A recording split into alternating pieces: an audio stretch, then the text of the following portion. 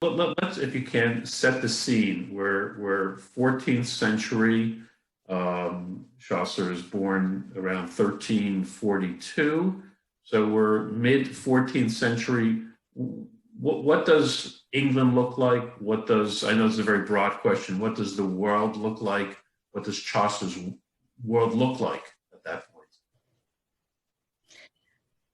So, as you say, Chaucer was born in the middle of the 14th century, and everything that happened to him was affected by this dramatic seismic change that happened in Europe, in Asia, in North Africa, when Chaucer's about 6 years old, and this was the plague.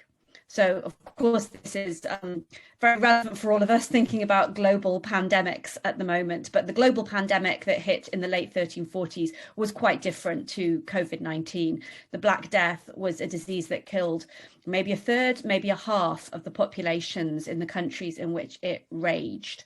And after the Black Death, all kinds of things changed within society. So Chaucer grew up in a changing social world where now, because of what had happened in the Black Death, there were now fewer labourers, but the same amount of land to farm. So you get social change because people can command better wages, they can move around. It's actually better economically for the survivors, despite all the horrors that they had been through.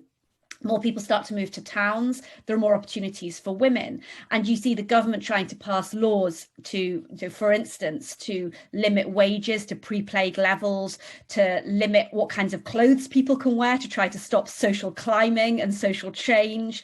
So this is a really enormously exciting time. And in terms of Chaucer's own world, so Chaucer was born in London, the son of a merchant. So his father was a vintner, a wine merchant.